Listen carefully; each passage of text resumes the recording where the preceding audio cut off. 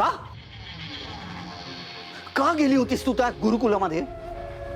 डोकं ठिकाणावर आहे का तुझं? हो, डोकं एकदम व्यवस्थित ठिकाणावर आहे आणि मी एकदम योग्य वेळी तिथे गेले होते. योग्य वेळी? हा, कसं का कळलं तुला योग्य वेळ येईल? तिथे आईला कळलं ना तर काय वाट लागेल आपली कळते का तुला? तिने 10 वेळा सांगितले तिकडे जाऊ नका गुरुकुलामध्ये, तरी तुला कळत नाही. आईला समजलं तर आपली काय वाट लागेल हे कळतंय का तुला? तर हाच प्रॉब्लेम आहे तुझा राजकुमार. फक्त तुझ्या आईने सांगितलं तिकडे जाऊ नका म्हणून आपण जायचं नाही, तिने सक्त ताकीद दिली तिथे पाऊल नाही ठेवायचं म्हणून आपण ठेवायचं नाही. अरे पण तू हा विचार का नाही करते? ज्या तिलोत्तमा मेहेंदळेला ती गुरुकुलाची जागा डेस्परेटली हवी होती, ज्या जागेत तिला तिचा बिझनेस उभा करायचा होता, जी जागा तिला खूप आवडली होती, ती तिथे जाऊन आल्यानंतर अचानक युटर्न घेते, असं एकदम फ्लिप का मारला त्यांनी? हे हे सगळं जाणून घेण्याची तुला अजिबात क्युरिओसिटी नाहीये का? मी नो सायंटिस्ट नाहीये क्युरिओसिटी इंटरेस्ट घ्यायला, कळलं? माझ्या आईने काहीतरी तुला सांगितले ते विचार करूनच सांगितलं असेल ना? काही विचार वगैरे करत नाहीये. मला ना असं वाटतंय त्या जागेत काहीतरी सॉलिड सिक्रेट दडलेलं आहे. मला ना असं वाटतंय त्या जागेवर काहीतरी झालेलं आहे, त्यामुळे तुझ्या आईच्या पायाखालची जमीन सरकली आहे. ते असं काहीतरी सिक्रेट असणार आहे जे आपल्या हातात आलं ना तर सगळा गेम पलटी करू शकतो आपण. मला खूप वाईब्स येतात अशा. हो, सिक्रेट आहे?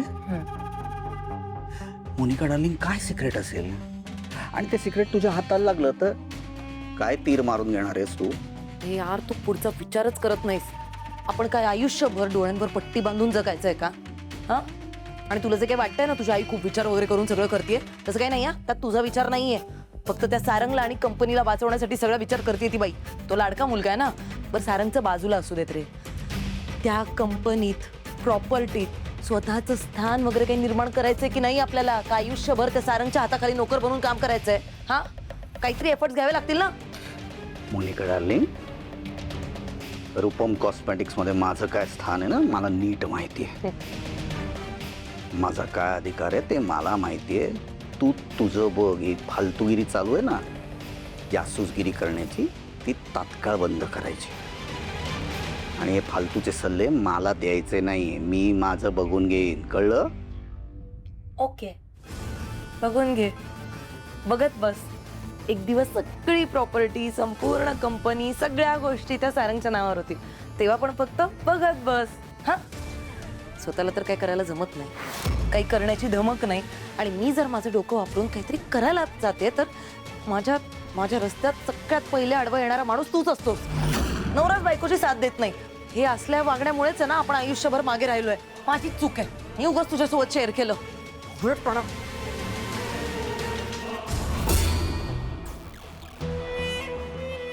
स्वतःला मूर्ख म्हणालीस, बरं झालं. काय ना मोनिका, तुझे विचार जिथे संपतात तिथे माझा खेळ सुरू होतो. राजकुमार मेहेंदळे कसा गेम पलटवतो हे तुला सकाळी कळेल. मूर्ख आहे.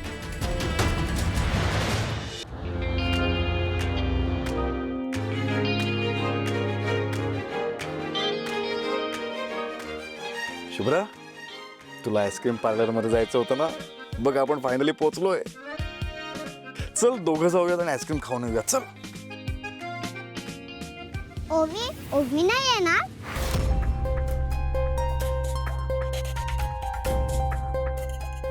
नाही, ओवीला डोकं नाही ना, तिला बरंच दुखतंय. काय? नाही, तिला बरं नाही ना, डोकं दुखतंय तिचं. तर ती गाडीतच बसणार आहे. आपण दोघंही जाऊयात आणि आईस्क्रीम खाऊन येऊयात आणि तिच्यासाठी आईस्क्रीम घेऊन येऊयात ना. नाही, ओवी कारमध्ये बसणार असेल तर मी पण बसणार. हे बघ शुभ्रा, तू घरी काय बोलली होतीस? तुला आईस्क्रीम पार्लर मध्ये जायचंय, बरोबर? म्हणून आपण आईस्क्रीम पार्लर मध्ये आलो की नाही. चल मग आता, चल जाऊयात आपण. चल. नाही, मी कारमध्ये बसूनच आईस्क्रीम खाणार. मी इथे बसणार, मस्त गाणी लावणार, तिथेच आईस्क्रीम खाणार मी. अगं तिथे पण गाणी लावतात, नाही लावली तर मी लावेन तिकडे, नाहीतर त्यांना सांगेन लावायला. ठीक आहे? म्हणजे तिकडे अजून फ्लेवर्स पण असतील ना आईस्क्रीमचे, तर त्यातला आईस्क्रीमचा फ्लेवर तुला कोणता हवा आहे मला कसं कळेल? तुला यावं लागेल शुभ्रा. अरे काका सांगितलं ना व्हॅनिला चॉकलेट पाहिजे. तू जा आईस्क्रीम घेऊन ये, मी ओवी सोबत थांबते.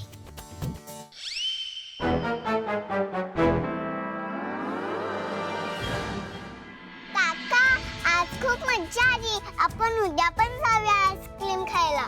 उद्याचं उद्या बघू शुभ्रा. आज मला खूप मजा आली तुझ्या सोबत. आता काय ना, तुझे आई वडील तिकडे आरामात झोपले असतील. तू पण जा आणि आरामात झोप जा. थँक्यू काका. Good night. Good night. बाबा का ते दाट पुरवतोस?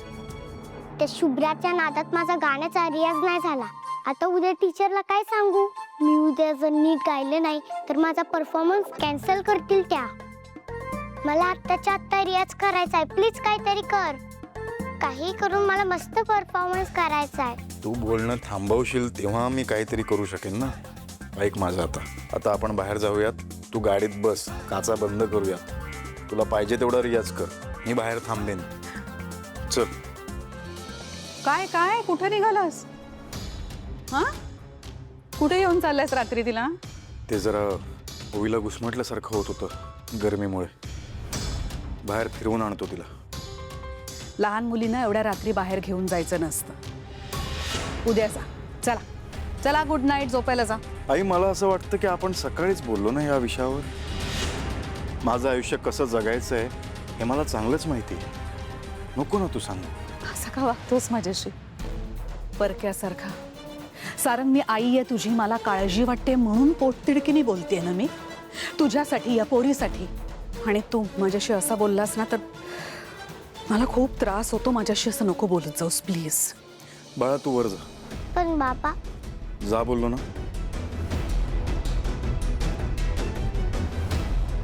सांग कसं बोलू मी तुझ्याशी? तुझी इच्छा सांग. तुझ्या इच्छेनुसार मी बोलेन. कसं बोलू? कसंही बोल, पण असं तुटक तुटक नको बोलूस. मी परकी असल्यासारखं नको बोलूस. मी खरं सांगू, इतक्या वर्षात ना तुझ्या वागण्यात बोलण्यात खूप कटुता आली आहे. आणि ह्या अलीकडेच आहे, इतक्या वर्षात तू खूप छान होतास, हसत खेळत राहायचास. असा नको ना वागूस. आधीसारखा राहा ना, छान हसत खेळत राहायचंस तसं. ठीक आहे, तू माझ्याशी बोलू नकोस बस, पण तू आनंदात राहा, तू सुखात राहा, माझी एवढीच इच्छा आहे. अगं मी आनंदातच आहे. बघ ना, काम मस्त चालू आहे माझं. ओवी आहे माझ्या आयुष्यात, तिच्यासोबत तर आनंदातच असतो मी. माझं आयुष्य छान चालू आहे. मला असं का वाटतं की तू त्या पोरीला जाऊन भेटून आलायस, तिच्याशी बोललायस. अच्छा, ही भीती आहे का तुझ्या मनात? ही भीती सतवतेय तुला? नाही आहे, मी तिला भेटून आलेलो नाही. हा, पण हे खरंय, आत्ता जर ती माझ्या आयुष्यात असती ना तर माझं आयुष्य आता जसं आहे तसंच असतं.